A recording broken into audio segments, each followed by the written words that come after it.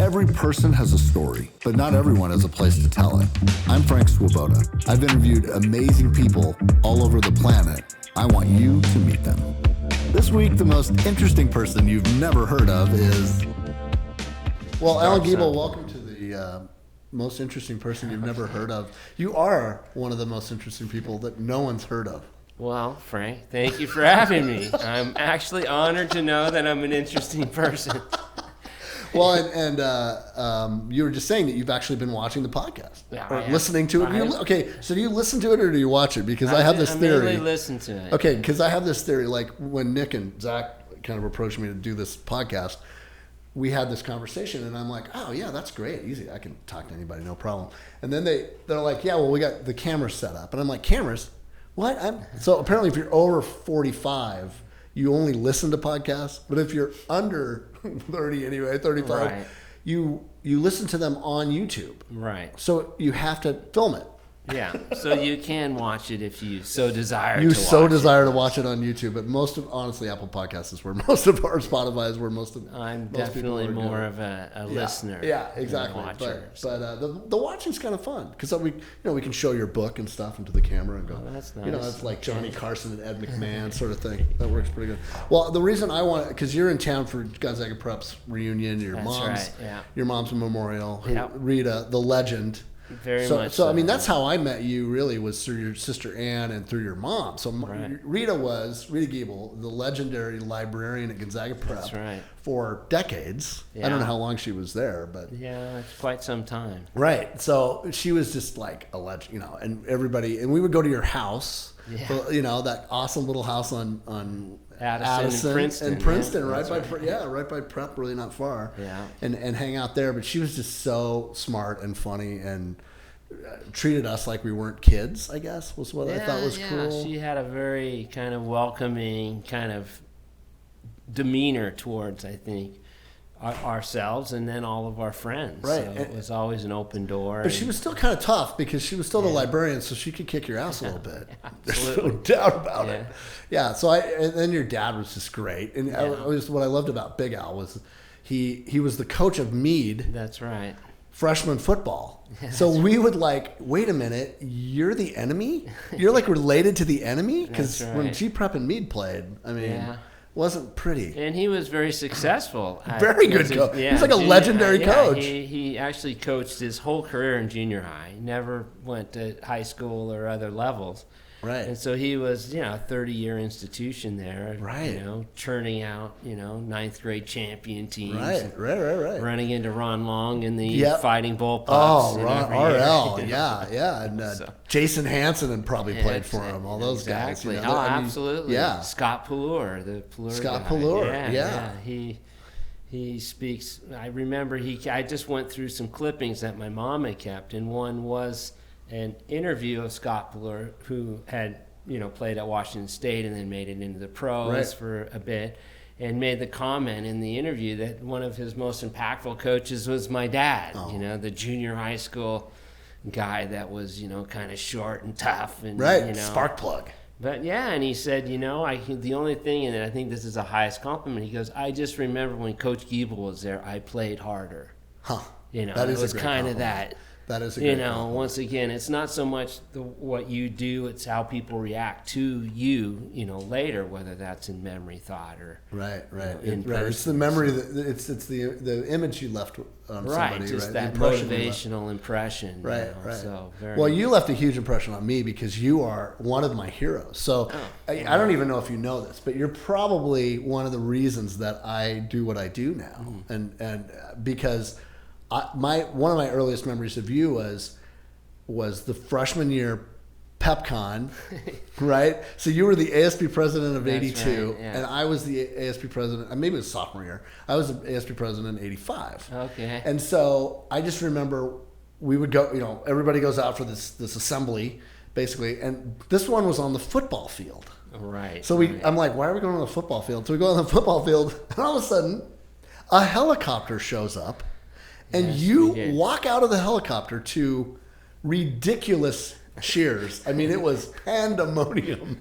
Like, you didn't need to do anything but walk out of that helicopter. It lands on the football field, okay, and you're dressed like Douglas MacArthur? Am I right about this memory? Yes, and I had my Boom Chuggalugga team of, Bill Camp and others doing a little bit of the Stripes program. It was Stripes. It was basically Stripes. And you come out salutes saluting, and it was just ridiculous. So the two questions I have, and one of the memories is, which I experienced myself when I did the pep guns, because when I did them, I was Gumby, so I actually dressed up as Eddie Murphy and as Gumby. Yeah. And then we did, it was Jim Lang, the host of the Dating Game. Okay. And so we did this great dating game bit that was awesome.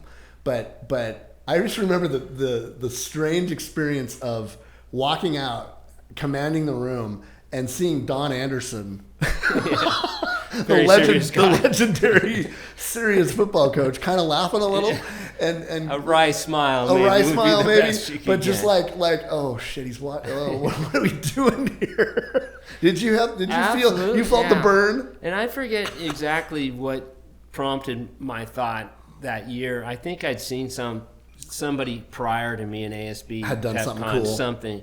And so we just made it our mission to do something every week. So I think my very first one was King Tut. Oh, it was King Tut. Yeah, where the guys carried me in on a stretcher. That's right. And of course, we had the Steve Martin, do the King Tut. Yeah, he's my favorite. Yeah, exactly.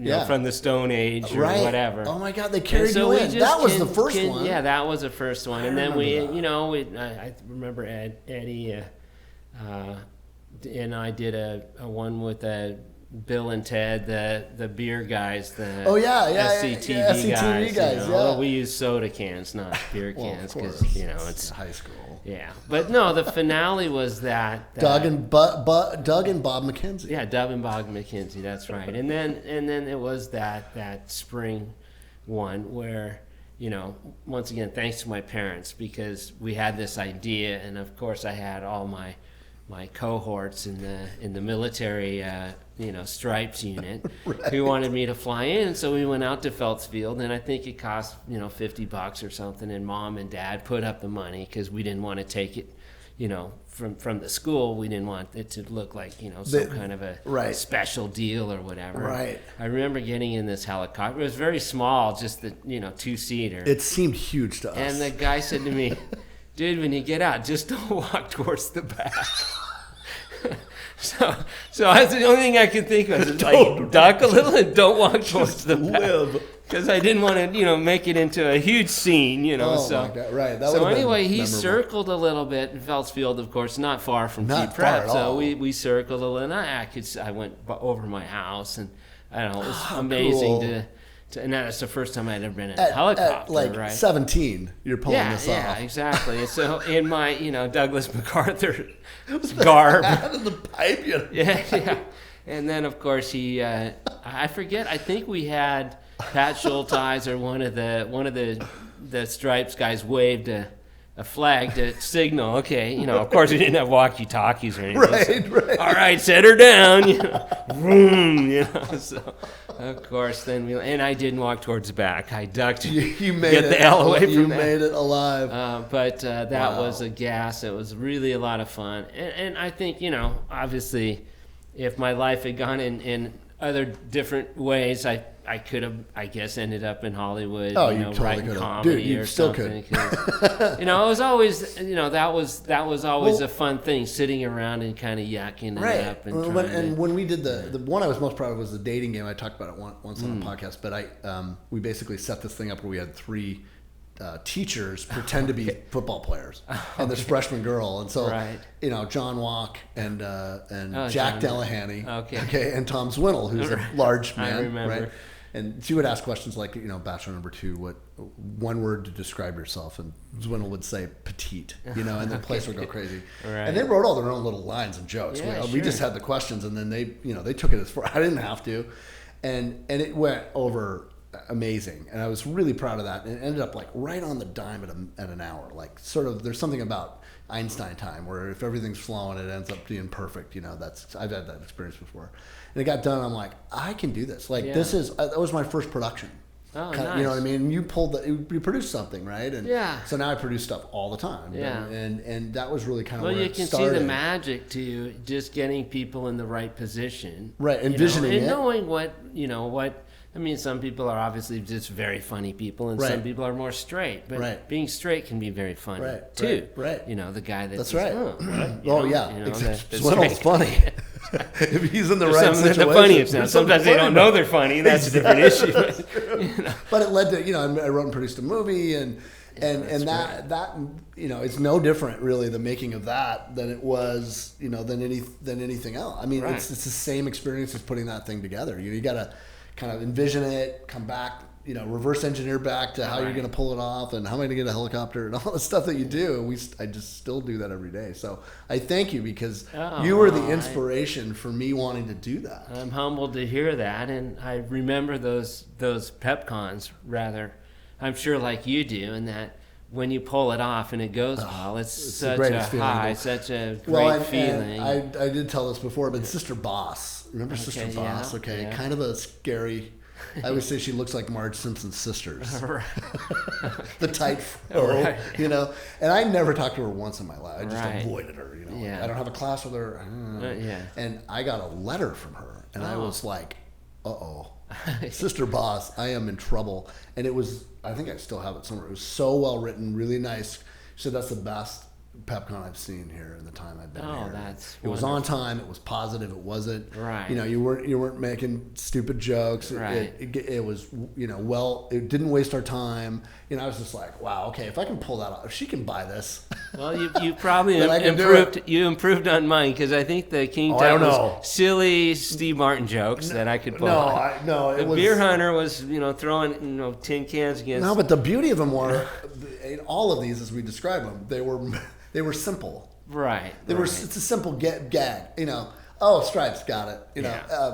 Gumby got it. Yeah. Like that. We were definitely ripping people We off, were but in a totally good way. ripping people off. But it made everybody laugh, so it was kind of the best thing. So how did you get to Singapore? You live in Singapore. I do, and I've lived What there in the over world? 20 Spokane years. to Singapore I know, and back. I know. You're back, Yeah, Al. I'm back for a Just when you visit, think but- you're out. Yeah, pull you back. exactly.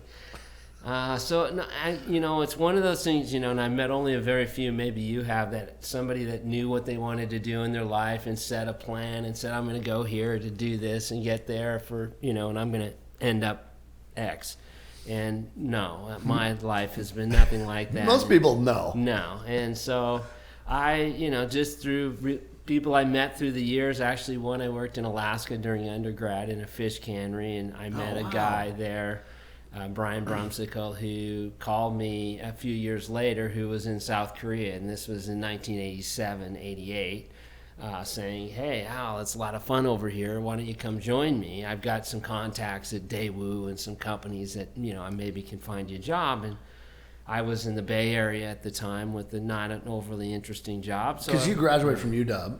Graduated from Washington. UW, and then I moved to the Bay Area with my brother, Tom. Tommy, who passed away, right? He passed away, That was not long ago, yeah. which was a very sad It young was. man. Yeah. He was an aircraft mechanic, Right. and was working for United, so I Yeah. bunked in with him in Foster City. I always joke I should have bought a flat there while we were there Yes, in you should have. 87. Oh my We'd be God, 87. Having a different Conversation. You wouldn't be here. Well, I don't know. I may still be here because I love being here, so... but anyway, I was living with Tom and just working a job that wasn't anything that overly interesting. So I jumped at this chance to go to Korea, which was really my first big trip. I had been to Europe on kind of a Eurail backpack, but I'm just a regular Spokane kid. I grew up here. Right. My family summer trips were a drive to Calgary, maybe go to California, Right. stay at Shasheen Lake, Right. or go to the lake, and Yeah. so it wasn't like a lot of the guys I run into overseas, they might be diplomats' kids or people that had that experience. So this was a total lark. I fly to Korea. It turns out my buddy has no contacts for jobs. Oh my God. But I had $1,000. So you're in Seoul, or what? I had $1,000. I flew into Seoul, Kimpo Airport at the time before they built the new one at Incheon. I got a taxi into town where my buddy was. We went out and we went to a Pojeon Matcha, which is a tent And in the winters, most people don't realize how cold it gets in Seoul, in South Korea. The wind just comes off of Mongolia down through North Korea. I watched MASH. Come on. It's worse. It's the coldest I've ever been. So anyway, we went out, we drank some soju and makgeolli and ate a little local. And then luckily I ran into a Kiwi guy who was always on the lookout for people that would be willing to teach English, and the prerequisite was you were a foreigner who spoke English as a native language. It was a conversational English. So bing, yeah, I could do that. And you could do that. Yeah, so for 2 years. And so what I found in that time, just spending the time there, and in Korea in 87 is nothing like it is today. So I beat the first McDonald's to Seoul. Wow. There was Wendy's. Someone had gotten the Wendy's franchise earlier on. Imports were at a minimum. Literally, you could bring in a bottle of booze duty free. You could sell it for a couple $100. Wow. Because these things just weren't happening. Actually, I think we broke the law at one point. I came back on a holiday and I bought one of those Nintendo PlayStations. Do I have to cut this out later? No. Okay. I think they'll let it slide for now. But I put it in my bag to take it back. Well, during that time, there was a cultural boycott between Korea and Japan. Oh. So, there was no J-pop, K-pop, in those days. And even to this day, there's a lot of bad tension feelings. between those. Yeah, really? I didn't realize that. Yeah, Japan had colonized Korea prior to World War II, and for 30 years, very kind of a brutal colonization where Koreans were made to change their names to Japanese names and speak Japanese. So a lot of hard feelings. Yeah. Even to this day, they still, which is a little bit curious in that they're both very strong U.S. allies. Absolutely. And they're both very fearful of China and the rise of China. Right. There's a lot of reasons why they should cooperate. Right. A bit more, but there's still that tension. There's still that once again, it's that past.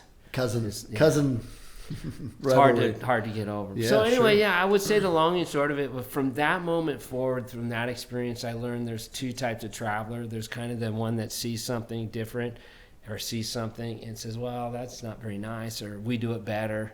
It's more judgmental. And then there's others that just go, oh, that's kind of weird. I want to figure that out. Right, yeah. And if you're the weird, I want to figure that out kind, then you love living in different cultures. Right, I kind of do. That's me. The curious part, yeah. I remember being in Hong Kong at Stanley and walking across by a food stall and just getting wafted with the smell, which two of my buddies said, that stinks. And I said, well, not to them. Right. Because there's right.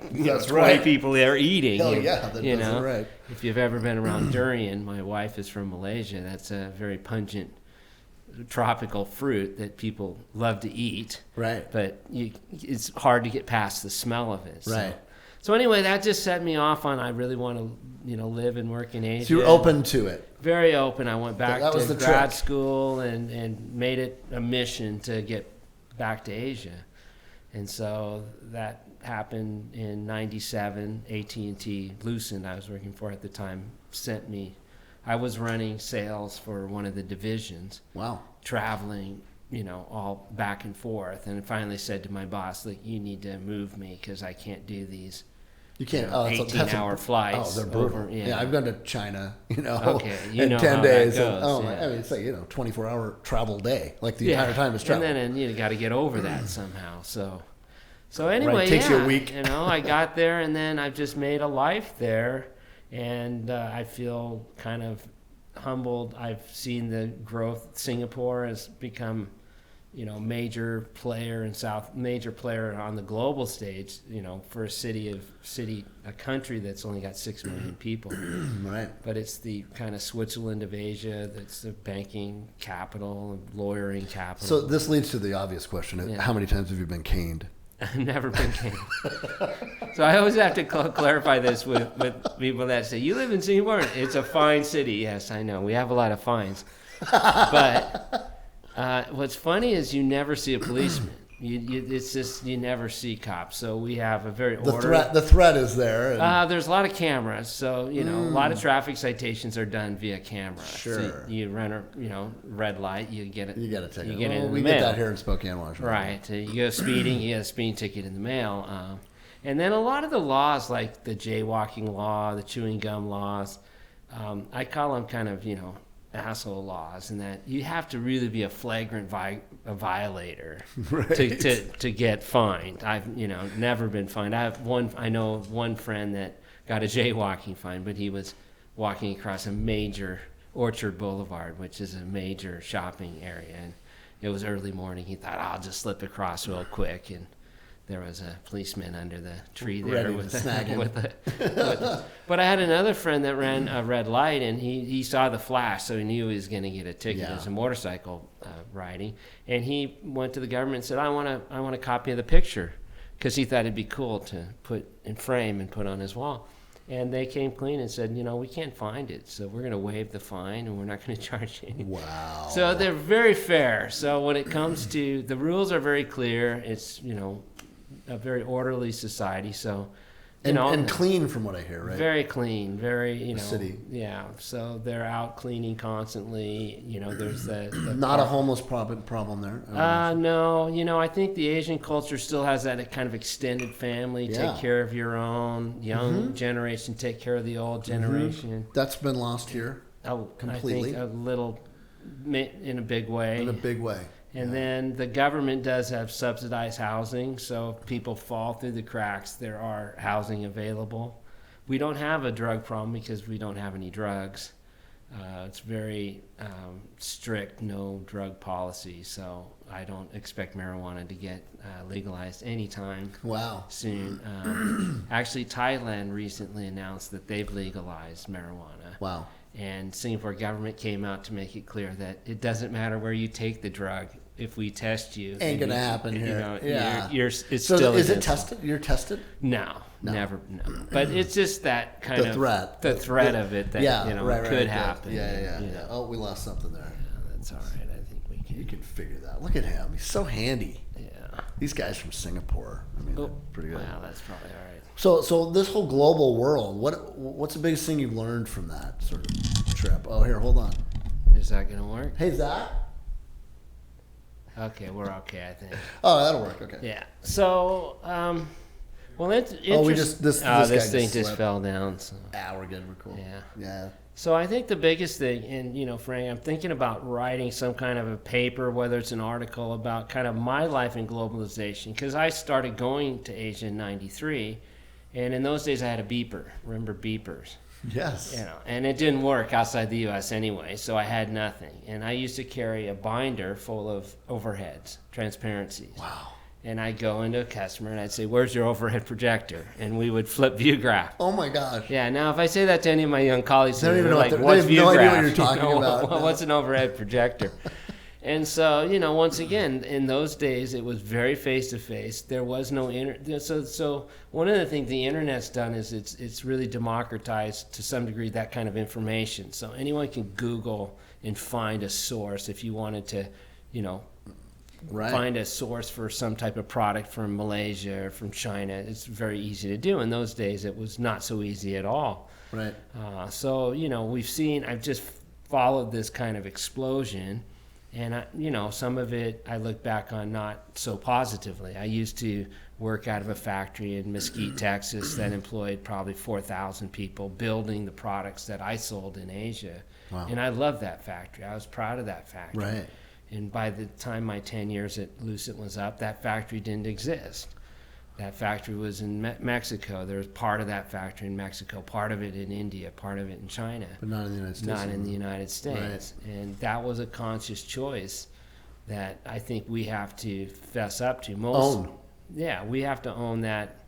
I think the whole free trade, the whole, capitalism, it knows best. The market, I hear a lot of people say, the market knows best. Right. Well, you know what the market knows? The market knows how to make money. Okay, it doesn't always know best. And if you want the purest form of capitalism in the world today, it's called the black market. Right. Okay, that is the purest form. Buyer beware. There are no rules.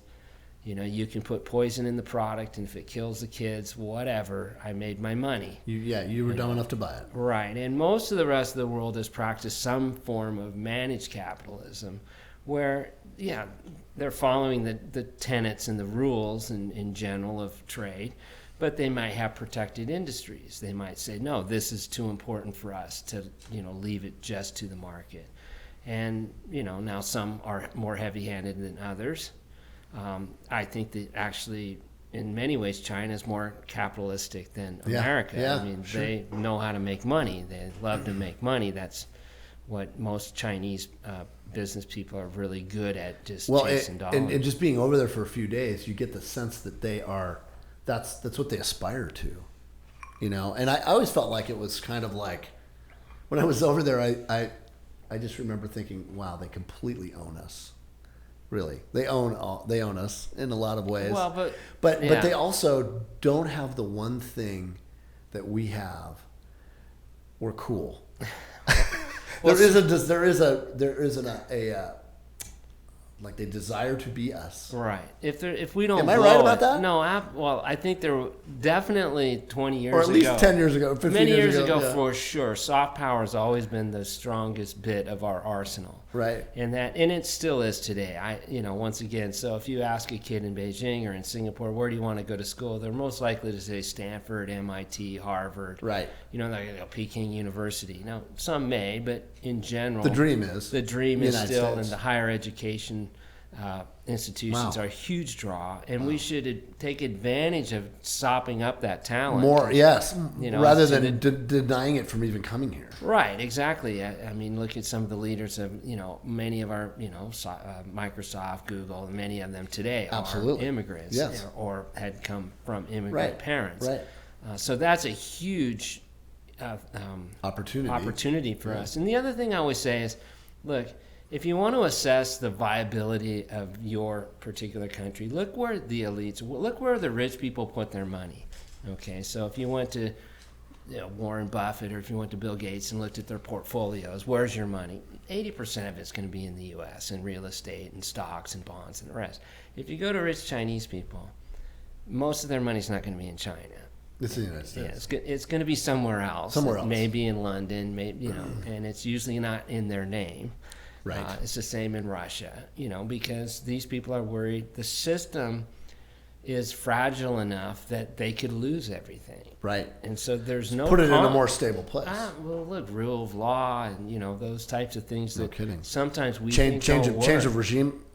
That's right. So, and you see that in these countries, in China in particular, when the new rulers now, it looks like he's changed the constitution to stay in indefinitely. So he may be that was handy. It might be a Mao type run where he'll be there a long time. But when you're at the whim of a small group of people, whether it's a party or whether it's an individual, then it makes that kind of nervousness heightened, and then people look. Many rich Chinese people that I've known have 2 passports. They've got their escape plan. Wow. Whether it's Canada or the U.S. or the U.K. or wherever. So, wow. Speaking of that, have you ever felt threatened? You ever felt in a situation where you're like, I should not be here? I haven't. So, I mean, I guess sometimes in some parts of Southeast Asia where law and order can be of an issue. Unlike Singapore, is really a unique stop within most of Asia. Right. So, every now and again, where are the sketchy spots? Well, I think within a lot of any of the big cities. So you get outside of Singapore, you've got kind of the big cities around Southeast Asia: Manila, Kuala Lumpur, Bangkok, Jakarta. Any one of those cities, you can find places that you can find trouble. Yeah, but trouble in general, I just have never really had. Yeah, so that's a bit of a. No, I've never had anyone try to rob me, or I've never been mugged, and in most cases, people also look out for you. I think just they know you're a visitor, so it's like there's always somebody around that's like. Yeah, that was the other thing. Like any ever problems, any ever times you felt like I should tell them I'm Canadian. No, I only, in terms of how they view the U.S. No, I think the impression of the U.S. So for most of the people that have visited the U.S., it's still very, very positive. Right. Because people come here, they see the people. Hey, how you doing? That whole greeting, that's very unique. It is. In lots of the rest of the world, people are not as neighborly and as friendly as we are. That's true. So I think I sometimes will say I'm a Canadian if I don't want to discuss U.S. politics. Because that's always the next question is, well, what do you think of? And, I mean... Fill in the blank. Right, fill in the blank. There's so many of them now that even if I had an opinion, it would be longer than a taxi ride to discuss it. So. And you've seen over this time, so how many years now? Really stationing in... So I lived the 2 years in Korea. That was 88 to 90. And that was a special time. Most people don't realize that Korea is a major thriving democracy today, and really an example. A beacon. But, from World War II, when the Americans, was General MacArthur. All MacArthur, the way. You go back to the Korean War and the partition of the nation, and DMZ, so from and all then that. until 87, it was ruled by strongman dictators. The most prominent was Park Chung-hee, which of course we, as the main protector in terms of having forces, supported. Because we wanted a stable Korea. Right. And we trumped him up, no pun intended. We tried to, keep him out of trouble. Right. And then he was actually assassinated by one of his generals. And then Chun Doo-hwan tried to move this on to one of his minions, No Tae-woo. Unfortunately, the Olympic Games had been awarded to Seoul in 88. So there was a lot of international attention and pressure about the political situation. And actually, this is a case where international pressure worked. The international community said, we're going to take the games away from you unless you have an election. And so they had an election, and No Tae-woo won the election. But it was a fair election. The opposition party was split within the three Kims. And No Tae-woo won with 37% of the vote. I happened to arrive right as he was taking on. So, I mean, the tear gas is just clearing. As long as I was there in the late 80s, there were riot policemen on the streets around major universities. Wow.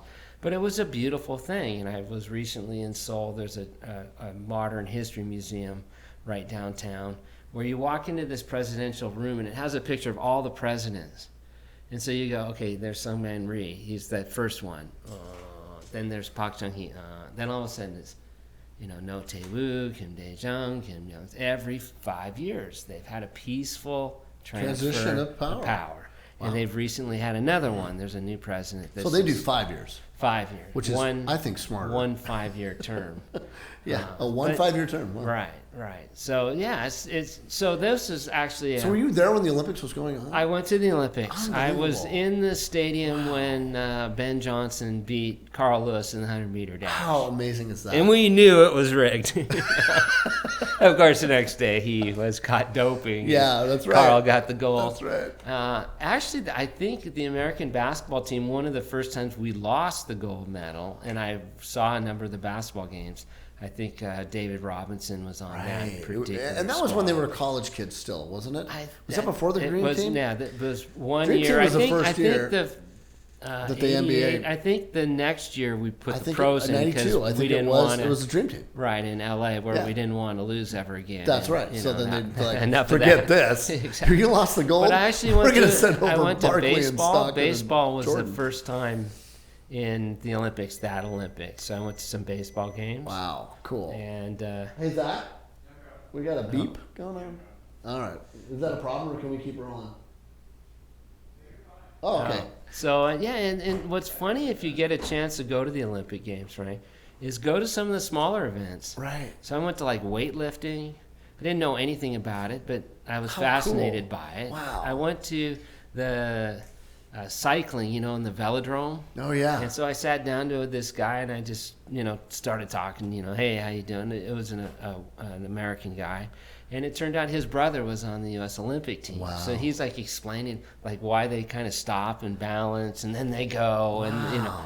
And I mean, it was such a fun thing to experience because I wanted to know. I would love to go to Olympics. That would be really cool. And some of the smaller events, I did see Janet Evans win gold. Wow. In the distance swimming.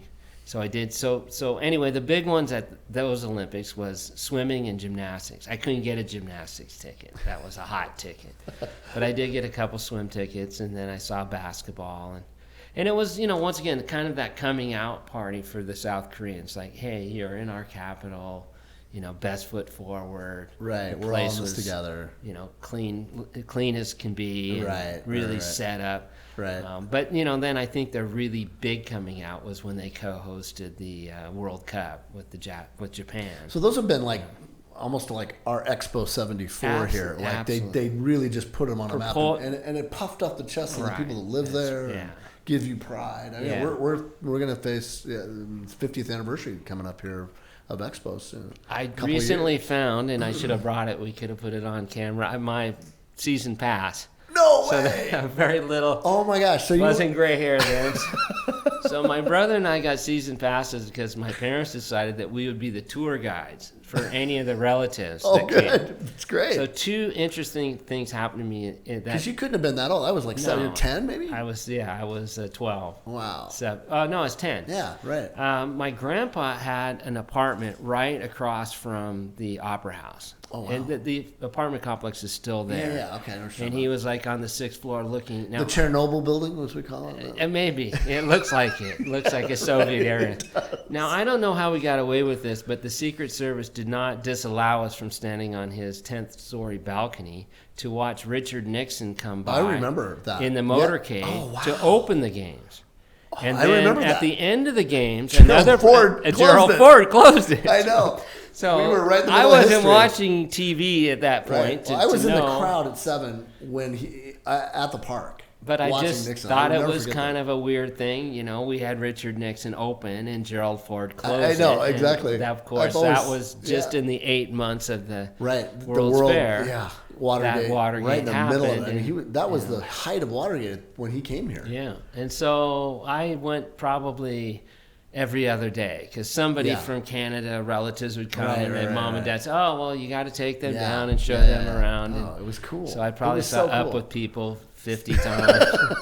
And the guys, the drummers, the steel drummer guys. Steel I remember drummer them. guys were great. You know who was in Up With People that I didn't realize that I think was at Expo? Glenn Close. Oh, really? Was originally one of the performers? That's where she got her start. And then I remember, which is kind of sad to say, but I remember going to the IMAX. That was the first IMAX theaters, one of the very first. Right. And we showed that film that was really about the Earth. Right. It was. And it had the scene where the plane flew into the Grand Canyon, and you felt like you were flying. Yeah, right. And then they had the scene where the fire had taken out the trees, and they were replanting. And we even had the Indian at the end. That's right. It was Chief Joseph. I believe. And here we are. That's 40 years later, and we haven't done a damn thing. Not much. Not much. I know. It was that was really the point of it. And I was talking. That was the theme. It was the theme. It was Canada Island was all about. It was ecology. Yes. And I think that stuff stuck with me anyway, and it probably stuck with you. The other thing, my brother and I have talked about this because we have traveled a lot over the world, around the world. Do you feel like this whole excursion to those worlds, that Expo did have an impact on that? Like we got to see the world every day, and I don't know if you've maybe thought about that, but we look back and we're like, I wonder if we kind of had permission just from being at Expo and seeing all these different people from around the world, realizing, wow, this is kind of a small world, really. They're all here. Yeah. And we got to see, unlike most people in most cities in America, for a really brief summer, the entire world here. And I can't help but think that had to have a little bit of a permission slip for you. Yeah, maybe. I never really thought of it. I just remember, obviously, when you're 10, you'd rather go to Disneyland and be on Space Mountain. So some of the But the gondolas going through the park was kind of cool. That was a little thrilling the first time. But and then there were a lot of the exhibits. I remember, actually it's kind of from my neck of the woods is the China Pavilion was Taiwan. Right. So in 1974, we did not recognize China at that. Right. It was Taiwan. China was not there. China. Taiwan was there. Right. Yes. So we just ignored the billion plus 2 billion people over there. They didn't. We're focused here. So, but yeah, I obviously it had some kind of an impact. I don't really think about it that much. It was more just, I can go with my relatives and see the things that I enjoy seeing. Right. But it was a great experience. And what a great thing for the city. I mean, that was an unused, very dilapidated part of town in the heart of the city. Now I'm staying right near the park. I've walked through it every day. It's amazing, isn't it? It's awesome. It's awesome. It's great. It's one of the most, it's a wonder. And I've taken a couple different routes. I've gone through the Canada Island a couple, and then I've walked, around down below where they still have the stage where the steel drum guys used to be. Yeah, I remember that little spot, a little amphitheater there. Still there, And I saw the garbage goat yesterday. My daughter freaked out when I pushed the button. She was like, "Oh my God, what's the goat do?" She grew up in Singapore, correct? Right. So is this new? What does she think of Spokane? She loves it. Mainly just because we had, the family and then my hometown kind of thing. My sister's husband, his family's all here, Bill Moore and that crew. So and so I think of all the places actually, that we've seen in America. Even my wife really likes Spokane a lot. It just doesn't seem so crazy like when you're in San Francisco or LA, Seattle, or even Seattle, right, where the traffic is just overwhelming. Right, you can actually get around here. Yeah. That's cool. And so you also, I see you're sporting your Gonzaga, awesome Hawaiian. I'm jealous shirt. Of course, you've always been a Hawaiian shirt kind of guy, Al. But Zags are basketball. Zags are kind of known over there, right? It really didn't hurt, I suppose. I wear Gonzaga shirts regularly. I just dropped some coin at the shop 3 days ago. 5 years ago, I was out and I got my champion tees with, I got the red one and the blue one and the white one.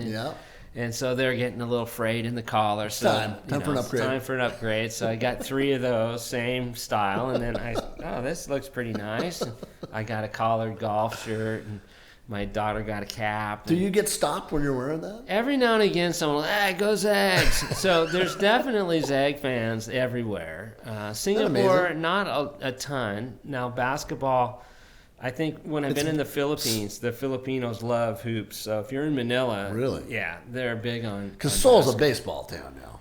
Yeah, so up North Asia, Japan, Taiwan, Korea, they love their baseball. And they've got very good pro leagues and players that have gone to majors and back. And Otani, all those guys. Yeah. And Big Che was on the Dodgers. He was a Korean slugger. Once I tried to make a mobile game. When I was in the mobile game making industry, we tried to get his rights to make a home run derby game with him. Wow. But Southeast Asia, of course, the sport is always football for the world, meaning soccer. Correct. Yeah. So anywhere you go in the world, they're nuts about it. We're the only ones who are late to the game. It's getting a little better. It is getting better. And then in some parts of the world where their domestic leagues aren't so good, they'll look to the Premier League or the Bundesliga or La Liga or one of the European leagues. But basketball is pretty big, and I do, I've been lucky. Do you get to follow Zags? I do, and what's so funny, and this is, once again, kind of the testament. So if you just think of my career, like 93 to now, that's a 30-year run of being overseas. So when I first moved to Singapore in 97, I was still a big Husky football fan, and I had to order VHS tapes from a company in Germany that would mail them to me. Wow, that's hardcore, dude. Right. But there was no ESPN. There was no internet. So I didn't know the score. Right. The only way for me to know the score is make a long-distance phone call, which I wasn't going to do because it cost a bomb. And, 3 weeks later, I'd watch the Huskies play the Cal Bears or whatever. Watch the Apple Cup. I never knew. It was over already. Right. Okay, so, slowly what we've seen is, and Thomas Friedman writes about this, and, thank you for being late, is these 3 accelerations, globalization, technology, et cetera, where this is in my working life, not in my life, where I've gone from flipping view graph, which is transparencies, to, having a presentation in my pocket where you could throw this up from your phone on a wall and give a presentation. No kidding. And you can add logos and you can change the slides. And, that wasn't, I had a bunch of generic slides and I could change the order, but I couldn't change the slide. Then I had my one blank one in the pen that I could write on.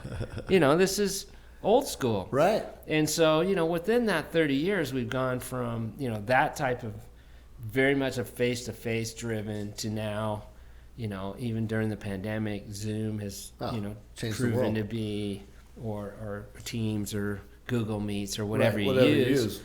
And the bandwidth is such. Now I can VPN into the U.S. and get on ESPN, or I can get onto the WCC channels. Right, watch the Zags. And, watch the Zags. And for me, if it's a 7 p.m. game here, it's 10 a.m. for me the next day. No worries. So I just block my schedule, and I'm in front of the TV watching. I have season boys, tickets, so you need to come back and see a game here, Al. I would love to. How do you get back? Let's go. Well, okay, so Kentucky's coming. I just saw that. What today. the heck, man? So I have one thing that I want to start doing every year is I want to go to Vegas for the WCC tournament. Oh, it's a great time. As a treat to myself. Yes, good. You should. No wife, no daughter. Just you. I'll meet you there. You and I will go. I'm okay. telling you. All right, swear to God. I'm going to book it when Let's I do get it. back. I will totally because go. I'm so excited. I went to the Duke season. game down there. It was great. Every year, whatever happens, and we've been so spoiled. Oh, I know we're ridiculous. bumming we didn't win the title. Whatever. But just to get to the Final Four, the Elite Eight, or the Sweet 16. so difficult. So difficult. And I totally agree with Mark Few. It's that there's luck involved, There is. matchups, and all kinds of stuff.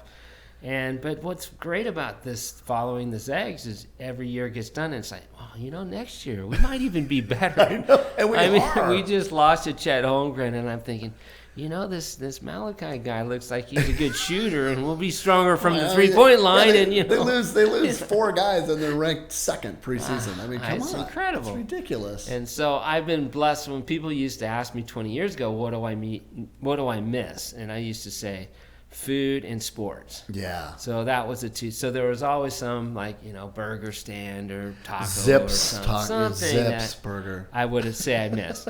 But a lot of that's come to Singapore. A lot of those different places. Yeah, sure. But sports has always been. Now I do have the NFL package, so I'm not sure I'll watch a lot of Seahawks. I might watch Denver more. You never know. See how Russ does, but. Once again, I know because I find in our lifetime. So, for example, Frank, we'll be connected now on WhatsApp, and that means that any time in your evening, you can call me for free. If we're on Wi-Fi. Right. Okay. I used to stay in hotels where if I phoned my HQ for 20 minutes, that would cost more than my whole stay at the hotel.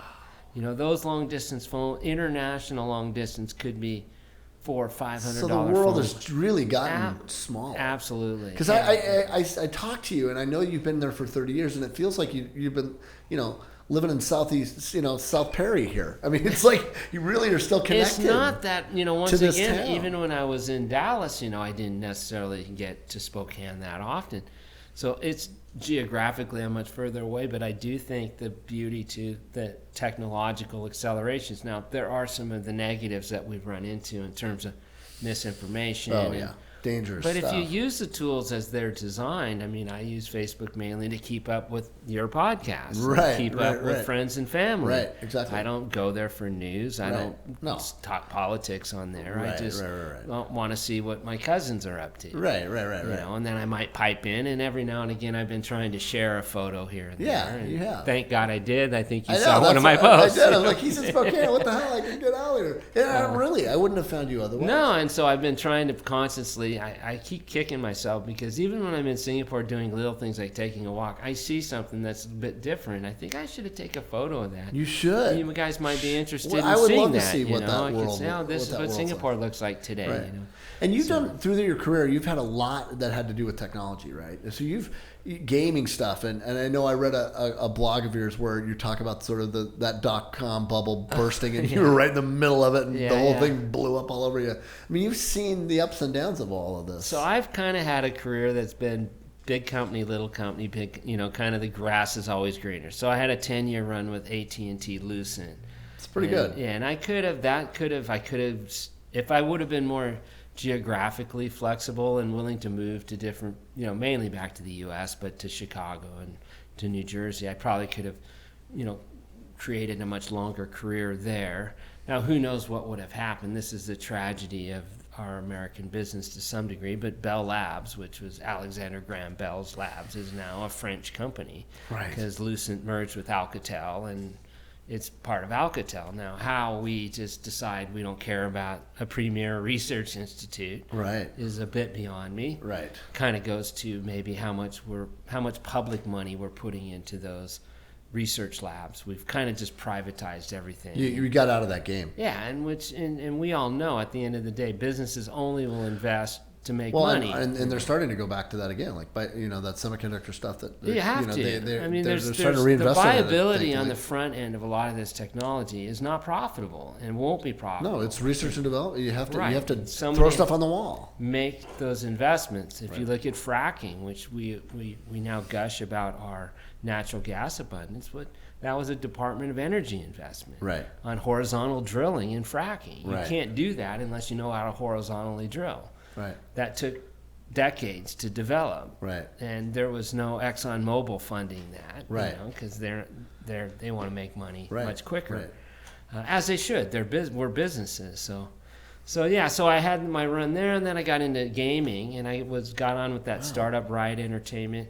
And I always say to entrepreneurs, we were an early stage mobile focused gaming company. We had a 10-year license with New Line Entertainment for Lord of the Rings. We had the Marvel catalog. We gave Marvel $1 million when Marvel was out of business. Most people don't realize that Marvel was bankrupt in the late 90s. Can you even imagine that now? How it dominates everything now. Oh, yeah. So we basically did a deal with Marvel for the mobile rights to the Marvel catalog in the late 90s. When this was pre-X-Men, the first X-Men film. Gotcha. And they were on their knees at that point. The comic books weren't selling. They hadn't really figured out, what to do with all of these great characters. And so we had all this wonderful content, but we were dealing with these little mobile phones that had, little dot matrix type screens, and And so how do you make a compelling game for Lord of the Rings? We didn't Lord of the Rings and that technology. Well, we ended up doing things like quiz games, You're Frodo and you get the ring. Do you A, put it on, B, give it back, C, it's crazy stuff. And so we ended up squandering our money. We raised $20 million, and it had all the promise, but I always say to entrepreneurs, it's not just your idea, it's also your timing. When did you have? Before there was Facebook, there was Friendster and MySpace. But the connectivity and the bandwidth and all the things that's required to make a social network really work wasn't available the broadband in the dial-up days, So anyway, I had a good run, and then I went to work for THQ for a while, back to the big companies. So THQ is a big game publisher like EA or Activision.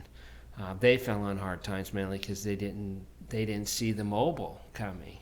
They were selling for console, had a lot of console content, and they didn't see two big developments as online and mobile. Those are pretty big. And so we were all in mobile, but in 2001, so we basically we flamed out, and we didn't. It was everything. I did write a 5-part blog series on this because there was some lessons learned, but it was all that we had a movie theater in our office in Helsinki and a sauna and refrigerators full of beer and things you shouldn't have with a startup. Well, and I was the oldest guy in the company. I was 37 years old at that time. So it was like, a bunch of 20-year-olds running around with Euro cards and beers and refrigerators at work. It's probably not a good idea. Although, once again, I now look at what Google and a lot of these... That's what Facebook was, and they pulled it off. I shut down the breakfast. Now I feel like a heel because maybe we would have made it if I would have kept the catered breakfast coming. So I've just gone back and forth, and then I went from there. I went back into kind of tech on the utility side. Itron was a company that we used to kind of compete with. I worked for a company called Eclair. And I was shocked to see such a massive global power here. And I don't think people here realize the impact of that organization. Oh, it's massive. They don't. It's massive. So in the smart metering space, there's 4 or 5 major players. Itron's the biggest of the big. They own a European division that makes different types of meters. We have those ANSI meters outside. I've done work with them over the years. And there's the ones that go in a box that you'd find in Australia and Europe. And then there's a communication. So the company that I worked for had a communication system to communicate. And Itron had their own open way, it's called their product. And so they're actually big. They have, I think my meter in Singapore is an Itron meter. That's amazing. Yeah, so a little, not a little, but a Spokane. No, that really came out of Vista Washington Water Power. I did the research on it. It's like, it started all there. I mean, yeah, we were doing early stuff for Itron. My brother I think still does some work for those guys. They're massive. Yeah, and he's gone all over the world filming for them and stuff. And, and they bought a company in Europe, so they have the whole he went over there. IEC style meter, not the ANSI meter. And then, of course, the communication standards, you always run into, once again, it's that standard versus metric situation. It's very real, right? In most parts of the world, it's 50 hertz, not 60 hertz. Right. And, it's not 110, 220, it's 240, Right, we're behind. Well, it's just different. It's just different. There's logical reasons why it's structured the way it is, and so there's no real right answer. But what Itron has proven, and this is a good lesson for any company that wants to go outside their home market, is you need to have that flexibility to say, okay, just because we're successful here, wherever your home base is, doesn't necessarily mean that'll translate exactly. And it could be very specification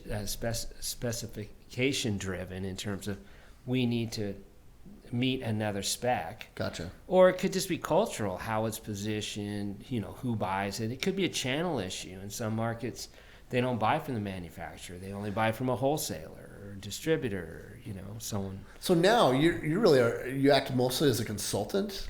So I have a company. I mean, you are a connected dude if you've been in Southeast Asia Asia Pacific for 30 years. So I have a business partner and I started a company. It is kind of a consultancy, but it's very tactical. So we do sales. So rather than just saying, like a lot of consultants say, well, let's go through a remit and a scope and we'll do the research and write a report and hand it to you. Thank you. We actually carry our clients' cards and have an email ID. And represent them. Go sell. And so most of our clients are mid-tier. If they're big, they already have offices, they've hired people, and they're usually arrogant enough to think they don't need us. Well, and that kind of leads to this, right? Is that what this is about? This book of yours? Yeah, Question, Shut Up, and Sell was, I put together a photo of you. A little sales training program, but just based on things that I picked up over the years in my sales. And I thought, it'd be good just to get that into kind of a guidebook that sales guy could have with them. So when I do my training, and we offer this to our clients as kind of, part of the deal, we'll help mentor your young salespeople. And I walk them through this philosophy of, once again, I always say, a sales guy, we're a purveyor of information. So, it's not yes, sir, what can it's understanding a customer need. Do they have and when to share what you have that they don't. Right, and to always be mindful that you give to get, and they're getting from you. So I've run into a lot of sales. I'm just a sales guy. No, you're like a consultant. You have knowledge. I used to get meetings with people that just wanted to learn what other companies in other markets were doing. Right. I knew they weren't even trying to buy from me. They're just trying to get information. Right. And that's okay to some degree as long as I get something back. Right. Yeah, I'll give you that, but I got to get, meaning I need an opportunity to quote to you, or I need an opportunity to meet your boss. To meet somebody, or to meet someone else in your organization. And so, Question, Shut Up, and Sell. Is this really based around work in Asia Pacific, or is this kind of No, it's really just, I think your lifetime of my lifetime of just little tidbits that I picked up. I tried to put in each chapter a little bit of a real world story, and most of them are Asian related, although some of them are maybe a little cultural.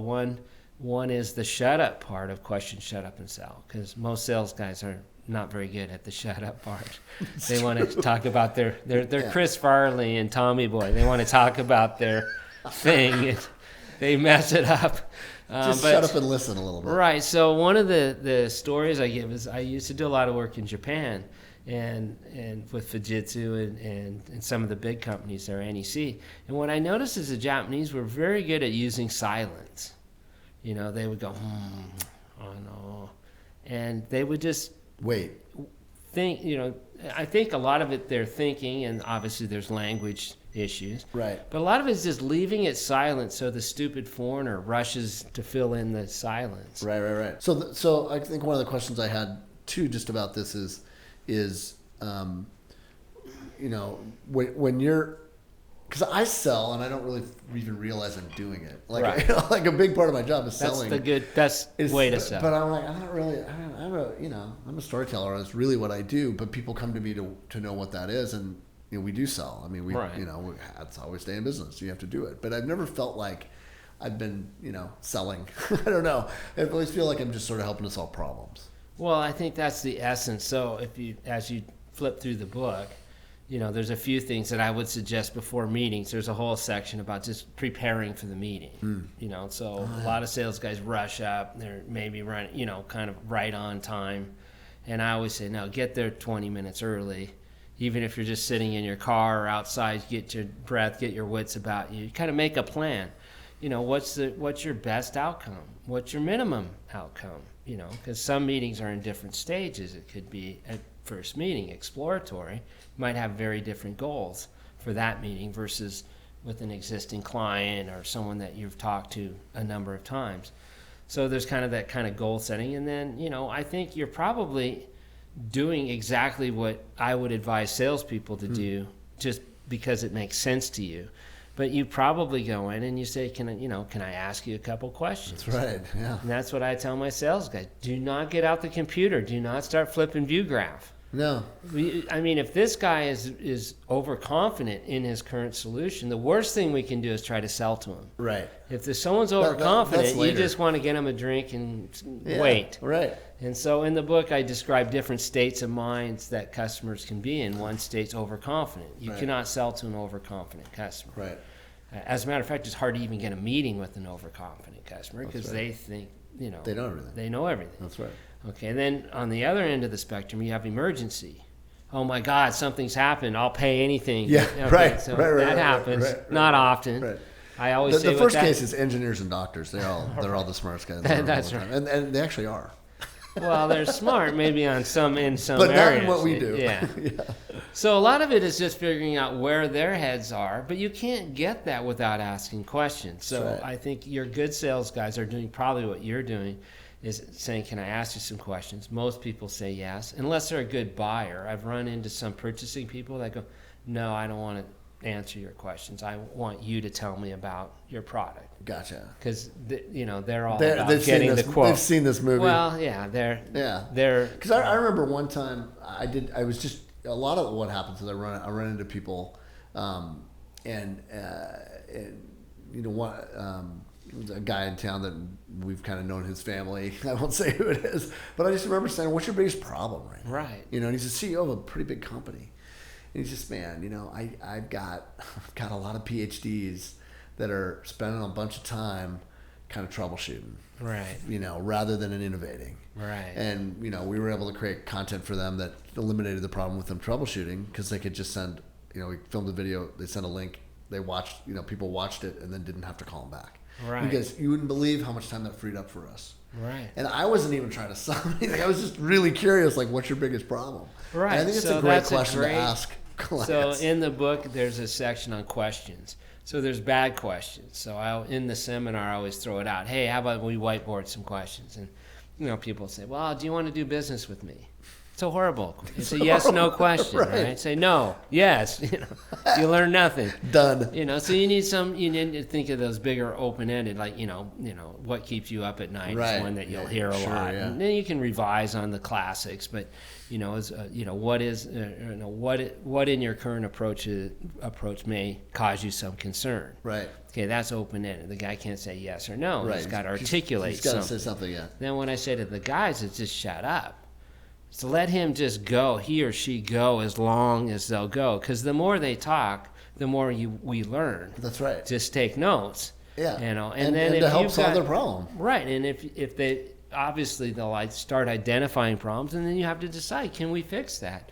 And if you can't, you can't jam that square peg into a round hole. Right. Sometimes you just say, you know what, I can't help you with that. I know another company. But I know somebody that can. Right. Or this is what we could do. Which is how maybe you reposition it a little bit and say, well, we can't do that, but we could do this, and that might help. Right. But the point is the goodwill in that relationship that you're probably building by asking, because people love to talk about their problems. It's true. It's true. So a lot of times it's like, you're their therapist. It's kind of, tell me about your problems. have another drink. Exactly. And once again, I think then that becomes a relationship. The bartender of me, the old bartender of me comes absolutely. out. Honestly. So you're probably, as you go through the handbook, and I tried to make it super cool. thin totally and easy to read. And you signed it. Yeah, there's a couple of blank pages at the back I left so that you can write new questions down. That's good, yeah. Because as you do it, you find new ones. Yeah, for sure. Where you go, that one worked really well. I want to remember that one. Yeah. And just throw it in your bag, and then before your meeting, you might put some stickies in there on certain areas that prompt you to think it through. But I think if you take a bit more of a systemic approach to your meetings, you'll find you're more effective, more productive. And that's been a big key for you. Absolutely. I mean, I had this training 20 years ago. I never forget this guy. He's a Cuban-American guy from Miami. And he had this heavy accent, and he added his, personal wings. He was saying wins, but it sounded like wings. And he was just a character, an IBM sales guy. So it was like a sales guy teaching sales guys. And I just mopped it up. And unfortunately, I was a good chunk into my AT&T career. I was like, damn, I should have had that 5 years ago. Yeah. And I just carried that with me for many years. And then I started giving it to my team. And then I put it together into I've got like a little 2-hour presentation. I've got a half day and a full day seminar. That's that cool. I can do. So you do that? Yeah, and mainly for clients. We haven't made we haven't really monetized that much, but we've always thought about, And then I figured I should get that in a book, because at least at the end of it, I can go, and here's the book. Right. It's a takeaway. Yeah, so it's on Amazon, and, so you can buy it. I do get some royalties now and again. But look at you. But I enjoy giving it away to people like you, Frank, that I think would appreciate it. I do appreciate it. I really do. How's America seen over there right now? I guess it's really... I think people are a bit, changing question depending on the countries, I understand, but generally... I think in Asia, or at least where I'm at, my area, which is, I have Southeast Asia and ANZ. I do get to Australia once a quarter. I think people are just a little confused, because what we've kind of seen over the last few administrations is just wildly different policy swings when it comes to the foreign posture, which was not the case. I mean, whether it was a Democratic or Republican administration, there was some consistency to how... At least overseas. How America viewed the foreign policy. So, I think we... we were the architect, most people forget, of, the UN, the World Bank, the IMF. These were all American creations after the world went through 3 devastating world wars within 30 years of each other. Like not in a lifetime, but 30 years. Yeah, 3. People World forget War that. II, and World War I, World War II, and Korea. Korea came. Yeah, well, Korea was. Now you might say Korea is more of a regional conflict, but it was significant. Not for the United States, it wasn't. But once again, a lot of this structure, this kind of world order, we put together because we wanted peace, and it worked. There hasn't been a world war of the scale of a World War II in 70, 80 years now. Right. And that's been a constant. America has always championed that. We put money into it. I think our feeling was, well, better pay a little now than a lot later. That's right. Because if we have to go do that again, it's a bomb. The diplomatic channels are open. You've created that conversation. And so the world has gotten used to that. And then that gave countries like Singapore. I mean, Singapore is a city-state of 6 million people. If we don't live in a rules-based world, Singapore's in big trouble. I mean, Indonesia to the south has got 280 million people. Right. It's a huge country. Crazy. It's the most populous Muslim country in the world. Most people wouldn't guess. Right. And I bet you couldn't guess number 2. I always ask people this. United After States. Indonesia. No, number 2 is actually India. India. I was going to say. India. It's a good guess because a lot They're of close. them moved to That's Pakistan, right. but many didn't. Right. And number 3 is China. Wow. You know, so once again, we think of Islam and we think of Saudi Arabia and the Middle That's right. East, but there's many Muslims in Southeast Asia, Right. and that version of Islam is not the Wahhabi. It's a very kind of different version. very different flavor, a very different approach to that, how they practice their religion. But Singapore thrives on this rules-based trading, open. Right. It requires it. Absolutely. Wow. The survival of that country is in banking and in lawyering and professional services. So what would you want to have happen? Well, if Al got to be king. Well, I just think we need to. So I think people are easy to, one, just jump to conclusions that aren't always correct, and then not look at the big picture. It's in anything that we view. It's always compared to what, So we've lived a life. I've never had to fight in a war. Right. I've never had to join the military. That's right. I never had to risk my life. Right. That's exceptional. Right. That's rare. That's rare. Right. Democracy is rare. If you look at the arc of civilization, not many people live in a place where you vote, correct, and you peacefully decide, get a new leader. Right. Okay, that's not how it happened in the arc of history. Usually there was a king or a dictator, or if the one guy lost, if someone lost and didn't like to lose, they would take up arms and try not to lose. Right. And so I know sometimes it's just people think, oh, this is the worst time ever, or we're on the wrong track. I always see these polls where America says we're on the wrong track. But then I look at economic indicators are always like really strong. I know. And there's lots of jobs. I know. I come to America now. Look, America. I definitely see a few issues. Especially around capitalism. I think yawning gaps between rich and poor is not good. That needs to be remedied. Not healthy. When we were in school, younger. The homeless population here. When we were in school, we knew some people were wealthier, but they didn't act that way. They didn't shove it in our faces. That's right. I was a middle class kid, and Mom was a librarian, Dad was a school teacher. Me too. We did okay. Right. And we were fine. We went to Gonzaga Prep, which was a hugely advantageous big thing. Yeah. But I do think, I joke a little bit about my generation. So born in '64 is.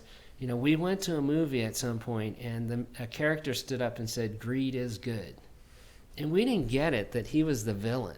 We thought he was the hero. That's exactly right. And so from that point forward, I kind of look at even my career a little bit. And when I look back at that factory in Texas that doesn't exist anymore, it doesn't exist because we would have been on I think 40-year. I'd go back to 1980 maybe, late 70s, 80s.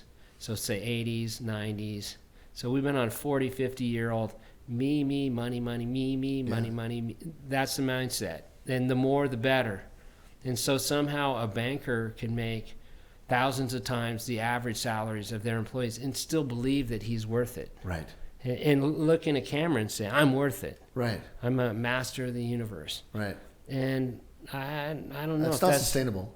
I don't think I don't think it's really that true. That's right. Like if that banker, if that executive wasn't there, would the company necessarily collapse? I'm guessing there's probably other guys that could step up there. Of course. Do a good job. And so yeah, definitely in that environment, then people feel lost, and especially when good jobs leave. And that's. Look, the reality of globalization needed to be explained, and I see it more clearly now looking back, is it's lifted billions of people out of poverty. Globalization's done wonders globally, but there are winners and losers. Yeah. And sometimes the losers are in your country or in your neighborhood or in your city. Yeah. And what does that do to that city? Right. That's what we're dealing with it in this town right now. And how you've probably noticed it a bit, but it hasn't been as as bad as I thought it could have been or would have been. So maybe I just haven't. I've been mainly in the downtown area. Yeah, you haven't seen it. There's a city. I know there's a tent area. Yeah, 600 people. Yeah. I mean, that's bigger than the town. And that's something bigger than the town of Oakdale. Yeah. There's more people out there right now. And we need to come to. We're the richest country. That's never been a case. We're the richest country in the world. We've got to do better than that. And I'm not saying it's just, you tax and you give. I don't necessarily have all the answers. I have some ideas. One idea that I have would bind this country is national service.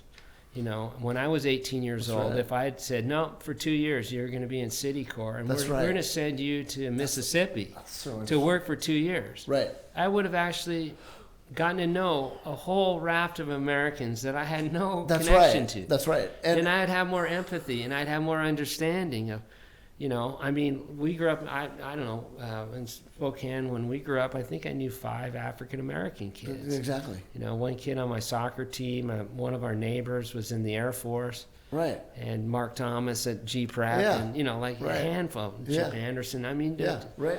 And so, kind of some of my prejudices that were in there somewhere were more of ignorance than anything. Exactly. I just had no idea. No exposure. Yeah. No.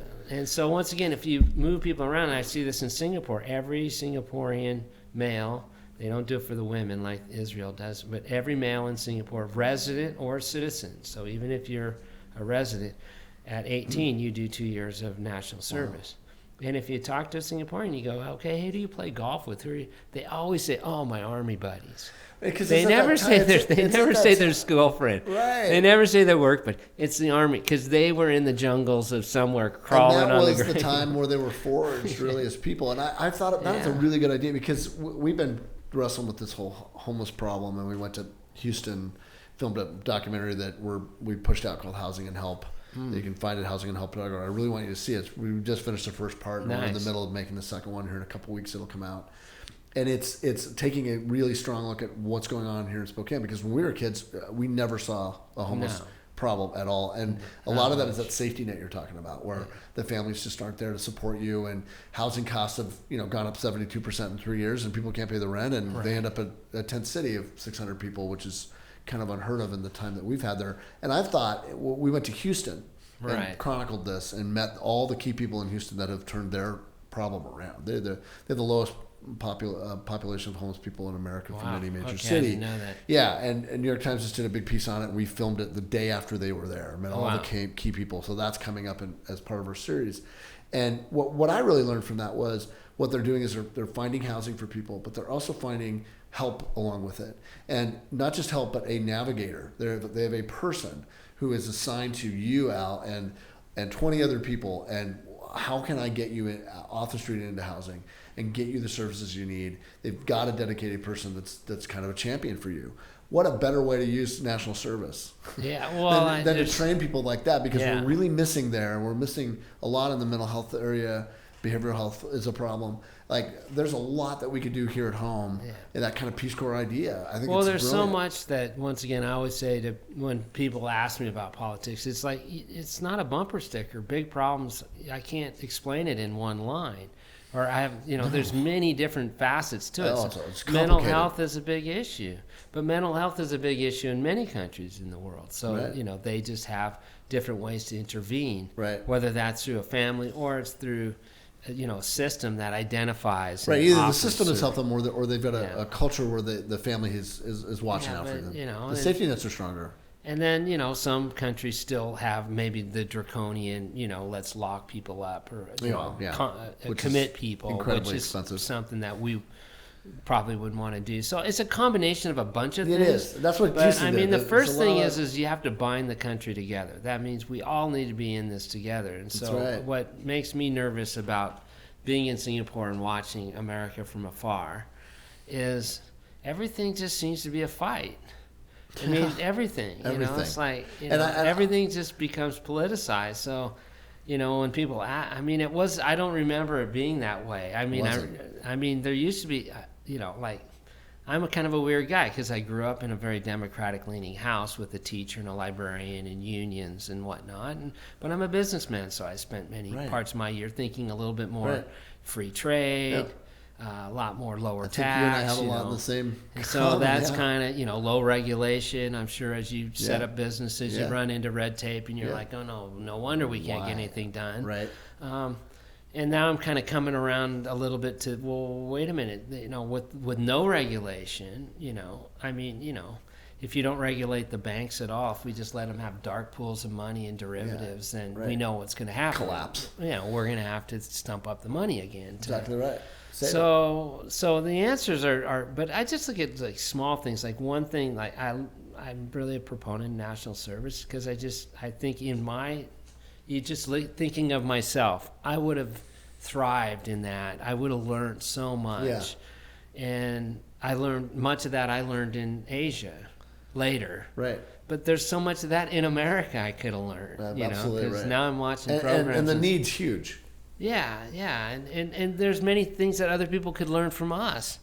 Spokane's a great place. It is a great place. Yeah, and there's a lot of great things happening here. Oh yeah, for sure. And so, once again, there's that trade-off, and then I guess, I worry a lot about, the opioid crisis has been tragic and somewhat predictable. It's a little bit of me, money, money, me, money, money.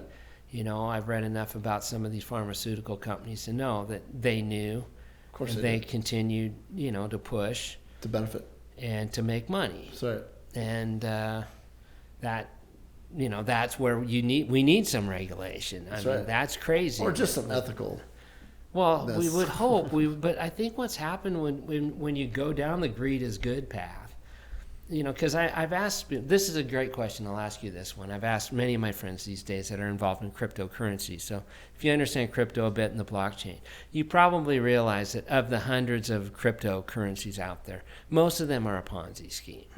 They're never going to lead to a useful use case. Right. Some will, but most won't. So my question, my friends, is not is it legal, because I'm tired of that. It's not illegal as the answer. Is it ethical? Is it right? Is it right to invest in a Ponzi scheme if you know it's a Ponzi scheme? No.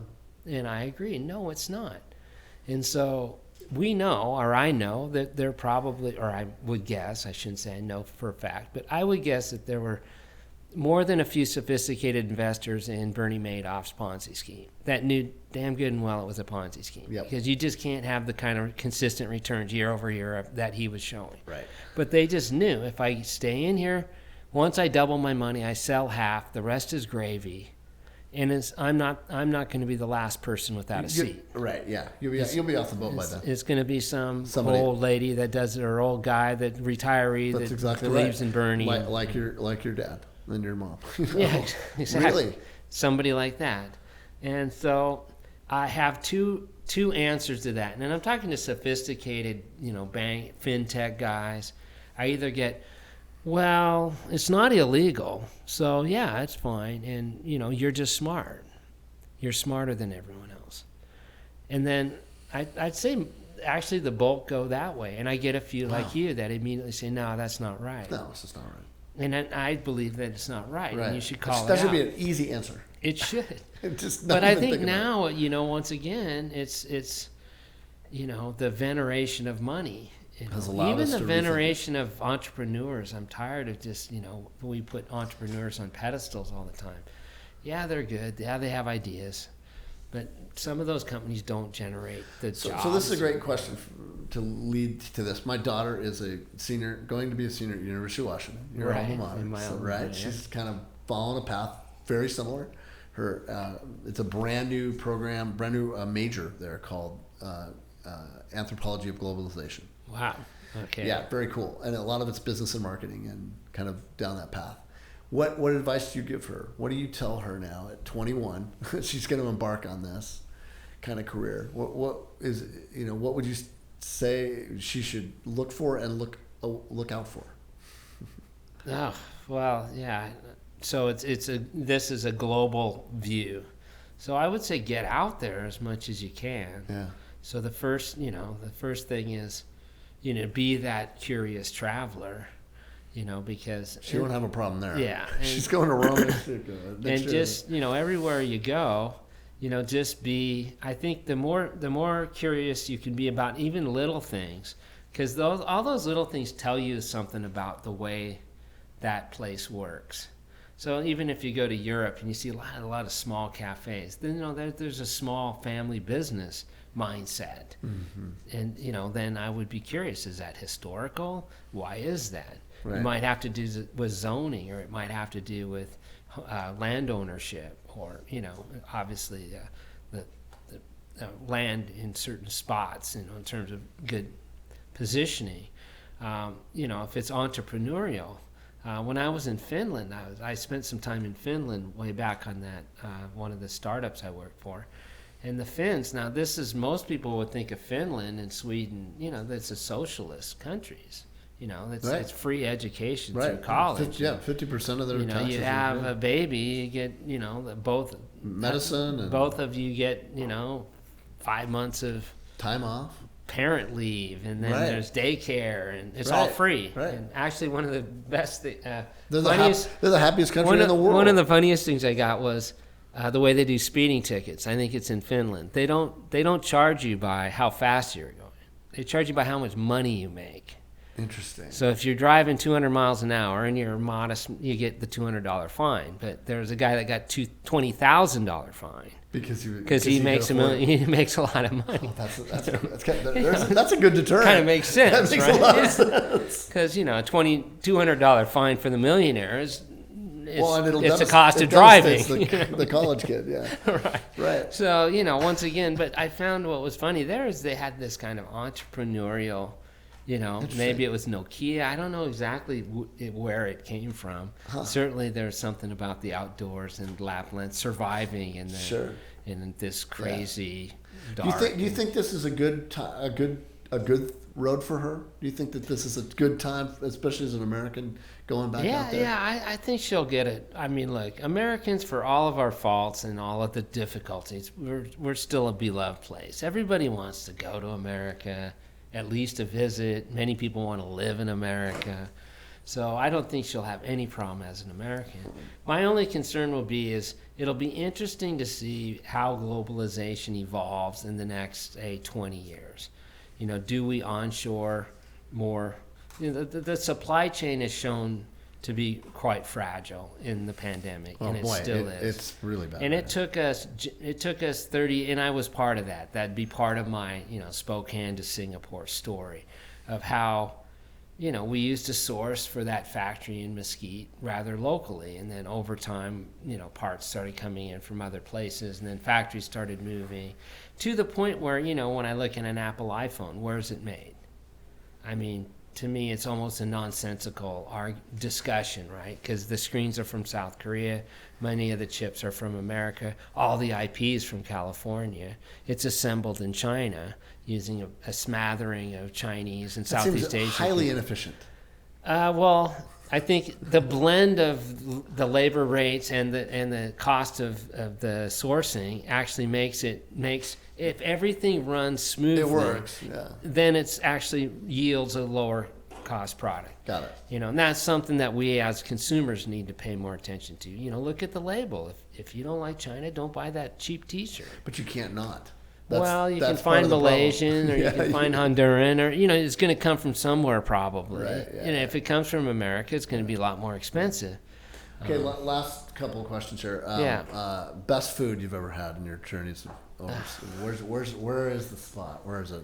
I have a soft spot in my heart for Korean food, so I love kimchi. It took me a while when I moved there, but once you get it, I love it, and I can just eat it. And by the way, there's hundreds of different types of kimchi. There's beichu kimchi with the cabbage kimchi and radish kimchi, bean kimchi. Any kind of a vegetable could be put into that. Wow. And they used to bury it in pots. Right. So you took the cabbage and you put in the red pepper, and in the winter they would bury the pot under the ground in the fall, and it would sit all winter fermenting. Wow. And then in the spring, voila, you had these were huge bats. Wow. And so I'm very soft spot for Korean. And Japanese food I'm very keen on. Best beach, best vacation, best place you'd like. Where should I go travel? If you're a beach guy, I think there's some great beaches in the Philippines. There's 7,000 islands. So Siargao is one of the more prominent ones now. There's one called Boracay that used to be the creme de la creme. It's like 2 miles of just white sand beach. It's crushed coral. It's not sand, so it doesn't get hot. Wow. And you could walk out 100 yards and, just clear water. Wow. But, Bali is, hard to argue against. And I'm very partial to Thailand. So in Thailand, you have Koh Samui and Phuket, Phi Phi Islands. The thing about Thailand I love is there's very smiley. It's just the culture there is so kind of happy. It's a happy place. Well, that's a good place. It's your happy place. That's Al's happy place. It is. I love it there. Although the language is, I don't speak any Thai, and even the Thais that speak English, they have a very tonal language. So even in English, you have to really kind of listen carefully. So how many languages do you speak? Really just English. I speak a little bit of Japanese, a little bit of Korean from my Korean days. Well, but enough to be dangerous. Yeah, and unfortunately, I can't say, like my daughter's quite fluent in Mandarin. And so if you're going to speak a language well, I would recommend to parents, start them when they're like 3 years old. So get them around somebody that will speak to them regularly in that language, because it opens a part of the mind. And I've known people like this that learned another language as a little kid, and now they can pick up languages. Any language, more. Really, I have a buddy of mine. He's in Japan now. He speaks Japanese dead fluently, but he speaks French. He speaks a little bit of German and pretty passable Spanish. Wow! And he learn Japanese like that. That's crazy. Yeah. Best drink?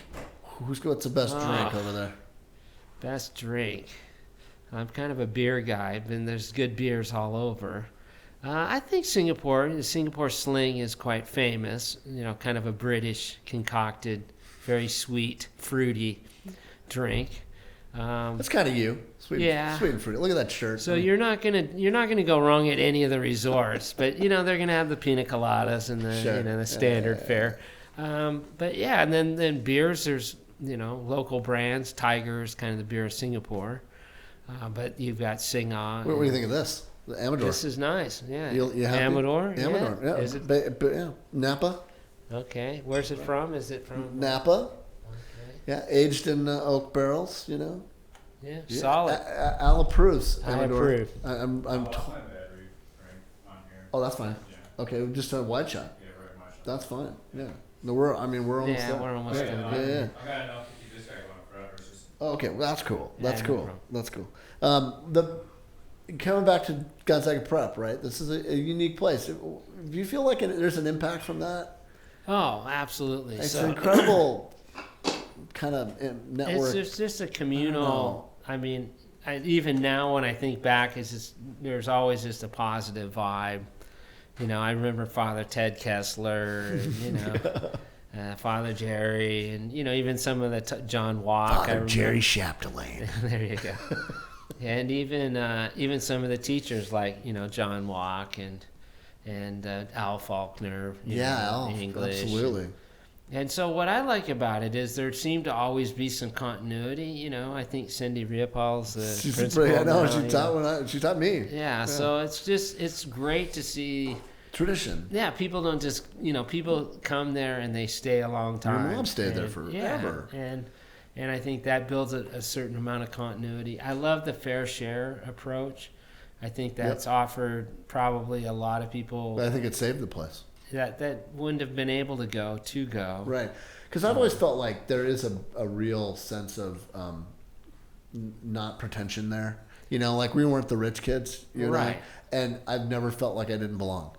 Always. Yeah, I never felt. Now, once again, I have, and I've always say to people like it's easy, to say, well, I'm not really privileged. I work for everything we have, and everyone has to whatever degrees.